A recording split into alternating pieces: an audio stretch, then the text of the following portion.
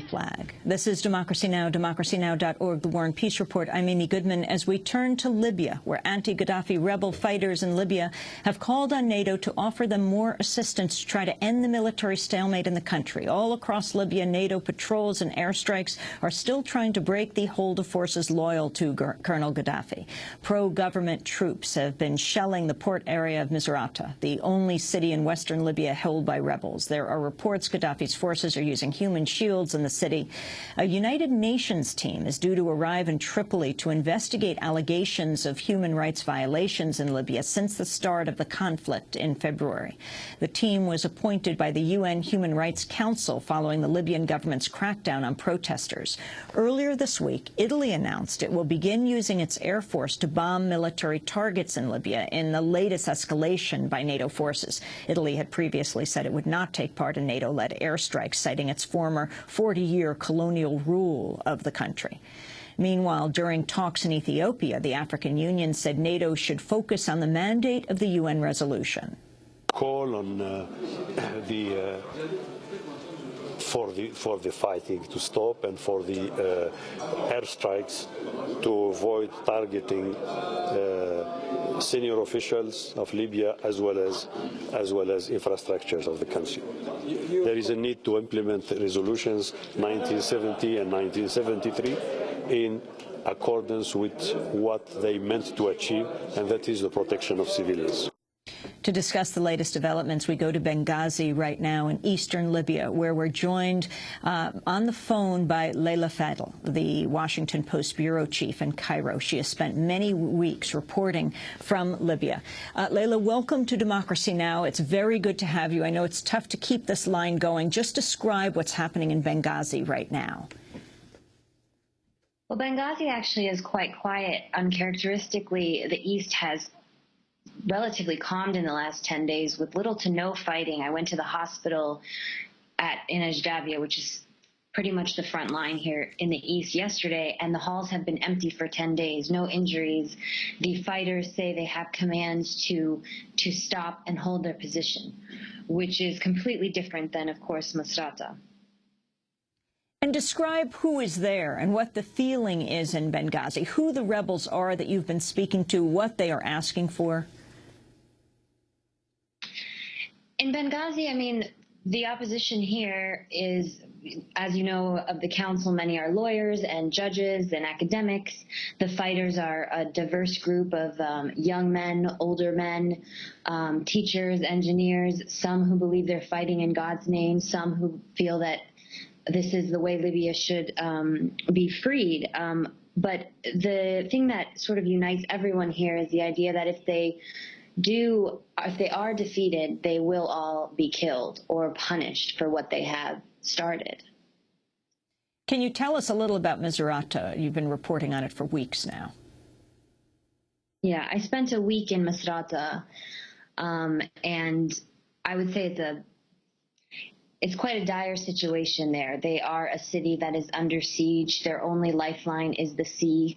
The port has been under heavy fire the last 2 days in an attempt, according to the rebel forces there, they say it's an attempt to cut off their only lifeline to aid, to humanitarian aid, to get out of the city. Many migrant workers are trying to get out of the city. Families are trying to get out of the city. But it also is their line for weapon supplies that are coming from Benghazi. You went into the hospital there. Describe what you saw. The hospital was basically, they have set up a tent outside the main hospital called Hikma Hospital, where they evacuated to because the larger trauma clinic came under heavy fire and is uninhabitable now. And it is a constant rotation of the wounded and the dead being brought into that tent, treated. Doctors say they have to choose whether to treat or not to treat injuries because they don't have enough space and doctors to focus on every case.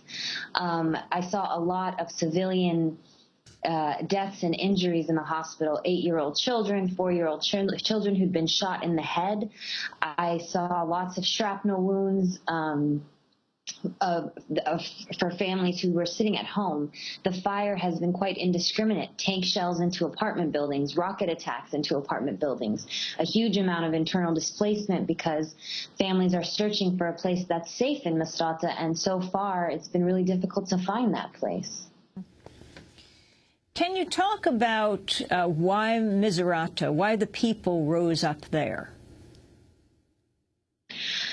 In my conversations with people in Misurata, you know, it's a very wealthy city and it's known for trade. You found among the fighters doctors and biologists and economists and engineers, people who had 2 to 3 homes and cars. Many of them said that they couldn't handle the killings that were happening in the east. The bigger crackdown started in the east here in Benghazi. And so Misurata rose up. And now that they have risen up, they feel they can't turn back. As I said before, they know that there is a huge punishment in store if they do succumb, as they saw happen in Zawiya. Their resistance is quite organized, actually, compared to the East. And I don't know if that's because, unlike the East, where you can retreat towards the border, there is nowhere for anybody to retreat there. So they've been able to set up a city where they have emergency lanes for ambulances and rebel fighter trucks. They have units that are somewhat organized with combat doctors. They've set up berms and barriers to try to protect them from shelling. But they've also really incurred a lot of destruction on their city in order to save it. But everybody here speaks of the same sort of psychological prison that they've been in for 41 years, that everything has been about one man, a personality cult, where they can't think or say anything that they believe without being jailed or disappearing. And so I think that really unites most fighters and most opposition that have risen up against Muammar Gaddafi here. Leila Fadel, it's interesting when we're covering other uprisings in the Middle East, we're talking about the pro-democracy activists. Immediately in Libya, we talked about the rebels. Why? Why the difference? And can you talk about what their background is, how young people are, if they were fighters before? Mm-hmm. Well, I think in the beginning, we covered this as we did all the other revolutions in the Middle East, but this quickly became an armed conflict. But these were not people who walked around with weapons and RPGs. These were people who had never picked up a weapon in their life. But the killing and the suppression here was to a degree that we didn't see in Egypt and we didn't see in Tunisia. And even though the military defected, some of the military defected, especially in the East, and Abdel Fattah Yunus defected, the military here has been gutted. It doesn't have ammunition. It doesn't have the supplies. All of that goes to what they call the katibas, which are basically Muammar Gaddafi's militias, which he has supplied with the best weaponry and training. And those are the forces that they are fighting here.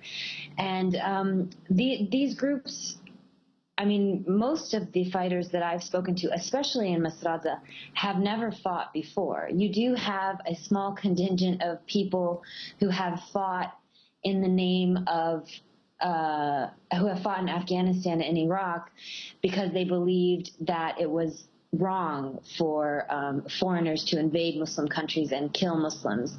I did profile one fighter who spoke about his time in Iraq. He talked about how he didn't believe in the belief system of Al-Qaeda, but he did believe that foreign troops should not invade Muslim countries. And he would welcome here, and he wanted airstrikes. At the time, there was no fly zone. There was no fly zone, and there were no airstrikes going on. But he wanted that. The only thing he didn't want was troops on the ground. Leila, how are you keeping yourself safe? I mean, many journalists have been kidnapped, among them the New York Times crew, Anthony Shadid, most recently Tim Hetherington, and Chris Hondros, Mohammed Nabous, Libyan reporter, and we don't know all the Libyans who have been killed. How are you keeping yourself safe? Well, Benghazi is now relatively safe. There have been no incursions by Gaddafi forces in Benghazi since the airstrikes began last month. The front lines in the east are dangerous. Many journalists have been taken. I try not to pass the fighters. You also have to be careful with the fighters themselves. Like I've said, they have never shot off weapons before, and sometimes they hurt themselves because they don't know how to use them. So you try to, as a writer, I don't have to get a perfect shot. You try to speak to people near the fighting, in the fighting, but keep yourself safe. In Misurata, unfortunately, it's very difficult to keep yourself safe. You have to take risks because you want to tell the story of what's happening there. And that claimed the lives of friends of mine, my colleagues, obviously Chris and Tim. And that's because it is so indiscriminate. You don't know where a grad rocket is going to drop. And speaking to people in Misurata, they said all of Misurata is a front line. So even if you're at the most dangerous point or in a place where you believe is safe, you are still in danger there. Also, Ali Hassan al-Jaber, the Al Jazeera cameraman who was killed in an ambush near where you are, near Benghazi. Finally, the UN, the significance of this group that's going in, a fact-finding mission to investigate on both sides. I mean, Human Rights Watch, of course, has condemned Gaddafi forces, but also rebels planting landmines. Yes. I think it would be very difficult for anyone operating Tripoli to get the larger picture of what's happening, because the government has been so successful, at least with journalists, in trying to mitigate the message. And in order to operate in Tripoli, my colleagues who are in Tripoli have to sneak out of this hotel in order to try to find out what's actually happening in Tripoli. And much of what is happening in Tripoli, we don't know, because the government has such control there. So I think that's very difficult. The NATO role here in the East and also in Misurata has been welcomed, but also condemned for not doing enough to stop the siege on Misurata and also to stop Gaddafi forces in the East. And the feeling of Italy bombing Libya, which has had this history of colonial rule and has killed so many in the past? Mm-hmm.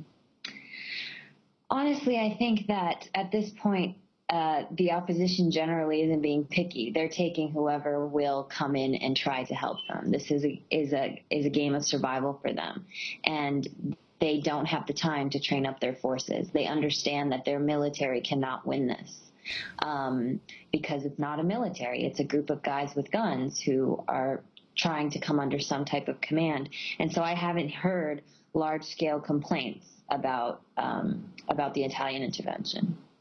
Leila Fadel, thank you so much for being with us. Washington Post bureau chief, usually in Cairo, now in Benghazi, where she has spent many weeks reporting from Libya. Thank you so much, and please be safe. This is Democracy Now!, democracynow.org, The War and Peace